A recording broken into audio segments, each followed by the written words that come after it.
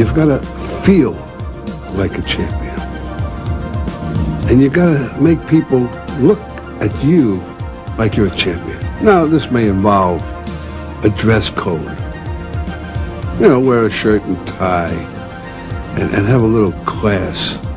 I think it's very, very important. You could say, well, what does it actually do as far as putting the ball in the hole? I don't know. But it's just something that lifts everybody up. And I think it has a lot of value.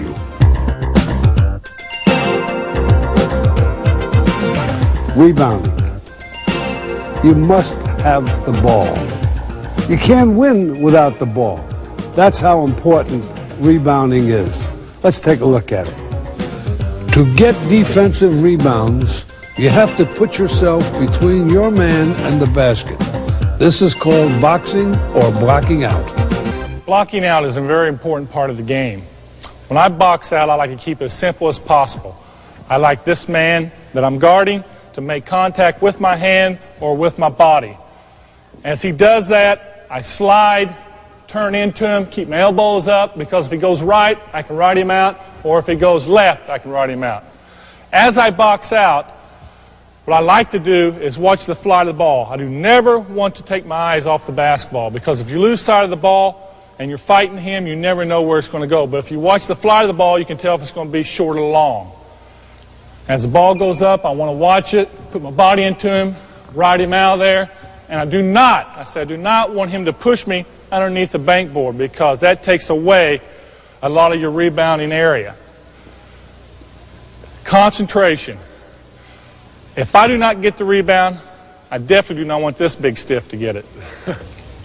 Here I'm looking to throw it into Kevin, but Robert's got him out of position, so I take the shot myself.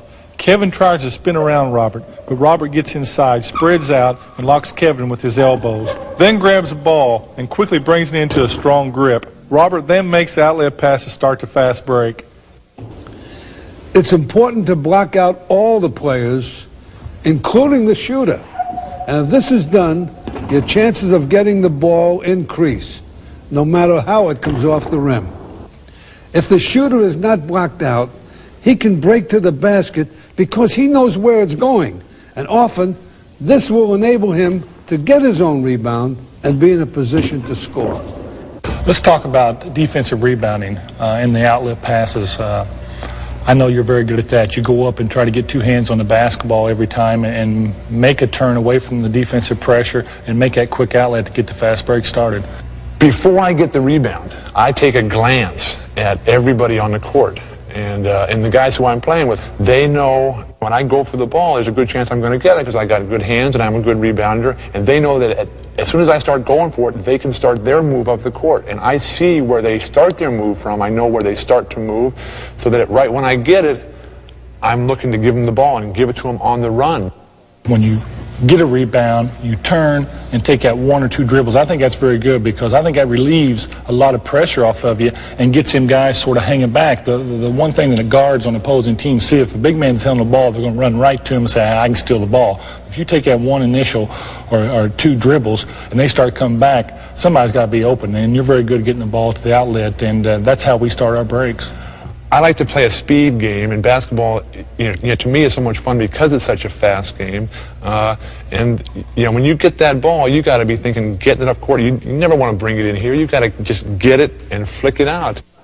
Defensive rebounding, like defense, it's concentration and desire. You can't let up when the shot's taken. You have to watch the ball. You've got to make sure your man doesn't get around you. Offensive rebounding is one of the toughest aspects of the game. It's a battle for the ball. The main objective is to keep the ball alive. Often, this will take second, sometimes third efforts. Once you do this, one of your teammates may get the ball and you'll score that basket.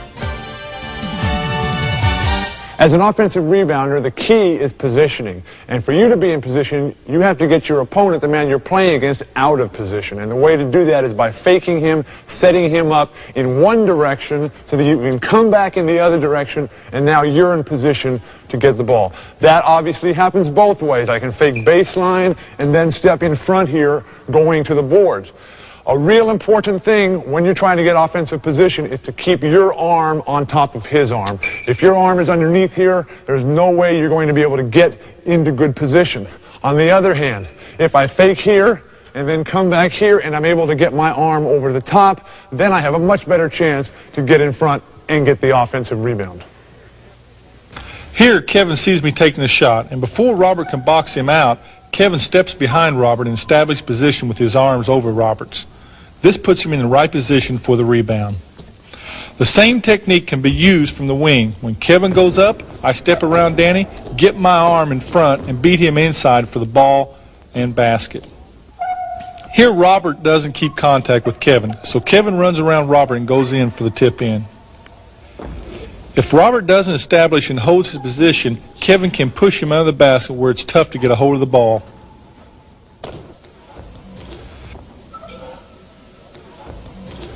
As I shoot here, Robert boxes out Kevin, but Danny watches a shot going up, giving me the opportunity to follow my shot and get the easy basket. Here DJ takes the open outside shot. I'm on the weak side, anticipating the ball coming to my area. The defensive man is forcing me to go underneath the basket. I never lose sight of the ball. Once I'm underneath the basket, I keep my eyes and my body in position to make the tip. As I've said before, rebounding is so important because you can't win without the ball. Don't take rebounding lightly. Next to shooting, rebounding is the most important fundamental of the game.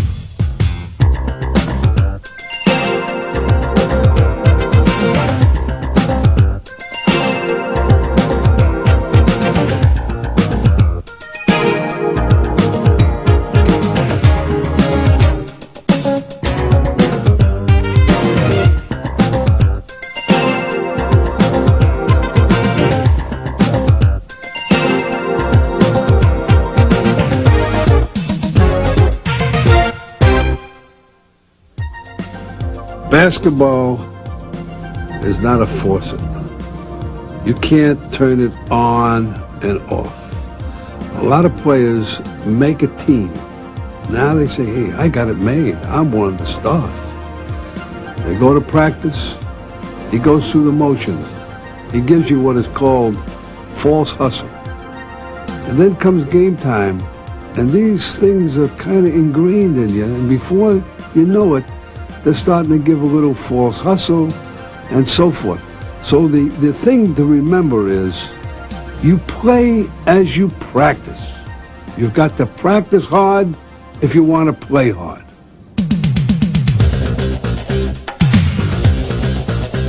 When you're talking about team play, you've got to realize it's merely a succession of individual skills, individual fundamentals. Take the fast break, for example.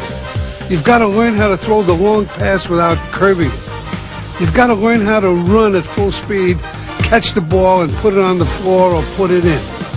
You've got to learn, whether it's a set offense or even on a break, how to set a proper screen. You've got to learn how to dribble the ball effectively, like when you're going to the basket and you might dish it off. You've got to learn how to take the shot, that is, receive the ball in position to get that quick release. All those individual fundamental skills is what makes team play.